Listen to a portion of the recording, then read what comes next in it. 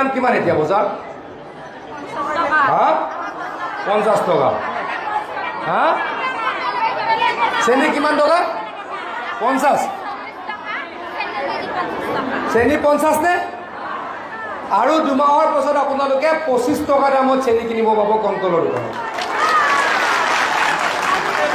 আৰু দাইলৰ দাম কিমান? দাইলৰ দাম হা 100, পুৰা 100।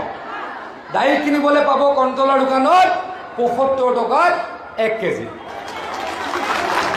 চেনিৰ দাম কিমান? চেনিৰ দাম চৰি নিমখৰ দাম কিমান? হা 20, পুৰা 20। 30 হ'লে 10 টকা কমত নিমখ কিনিবলৈ মামাই হিমন্ত বিশ্ব শৰ্মা ডাঙৰীয়াই আপোনালোকক 2 মাহৰ ভিতৰত সুবিধা কৰি দিব। লাইটৰ বিল কমি গ'ল গম পায়নে? লাইটৰ বিল কমি গ'ল গম পায়নে? নাপায়, কমেই নাপায়। 1 এপ্ৰিলত লাহে লাহে 2 মিনিট শুনক, 1 এপ্ৰিলৰ পৰা 1 ইউনিট লাইটৰ 1 টকা কমি গ'ল।